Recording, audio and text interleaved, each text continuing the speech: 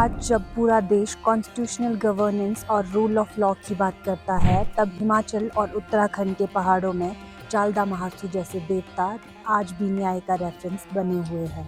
Chalda Mahasu the wandering deity Mahasu देवता के 4 भाइयों में से सबसे छोटे भाई माने जाते हैं। इनका ओरिजिन उत्तराखंड के जौनसार बावर रीजन से माना जाता है। हिमाचल प्रदेश के अपर शिमला रीजन और सिरमौर के ट्रांसगिरी एरियाज में इनको गॉड ऑफ जस्टिस के रूप में पूजा जाता है। लीजन के मुताबिक जब राक्षस किरमिर के अत्याचारों से पीड़ित होकर एक ब्राह्मण हुना भाट की प्रार्थना पर 4 देवता महासू भाई प्रकट हुए, बोठा, पवासी, बाशिक और सबसे छोटे चालदा महासू। 4 भाइयों ने अपनी डिवाइन आर्मीज के साथ राक्षस किरमिर को पराजित किया और क्षेत्र में पीस स्थापित किया। विजय के बाद 3 भाइयों ने अपने स्थायी स्थान बना दिए, लेकिन चालदा महासू हमेशा मूव करते रहे, इसलिए उनका नाम चालदा पड़ा, जिसका मतलब होता है वॉकिंग या मूविंग। बाकी भाइयों से अलग चालदा महासू का कोई फिक्स्ड परमानेंट टेम्पल नहीं है, लेकिन जहाँ भी ये प्रवास के दौरान रुकते हैं वहाँ इनके लिए टेम्पल बनाया जाता है।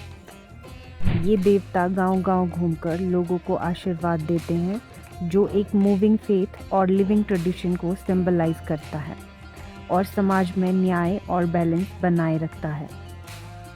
चालदा महासू की यात्रा, खासकर तौंस नदी जैसी रिवर्स को क्रॉस करना, उत्तराखंड और हिमाचल की कम्युनिटीज़ को जोड़ता है। ये दिखाता है कि डिवाइनिटी बॉर्डर से परे है। चालदा महासू के प्रवास को 2 भागों में बांटा गया है। शांति भील, जिसमें उत्तराखंड के जौनसार बावर और कुछ बॉर्डर हिमालयन रीजन्स शामिल है। पाशी भील, जिसमें उत्तरकाशी और हिमाचल प्रदेश के कुछ क्षेत्र आते हैं।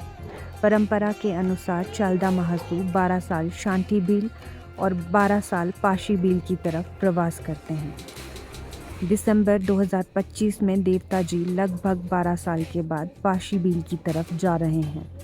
देवता जी उत्तराखंड के दसऊ गांव से पहली बार हिमाचल के सिरमौर डिस्ट्रिक्ट के पश्चिमी गांव में जा रहे हैं।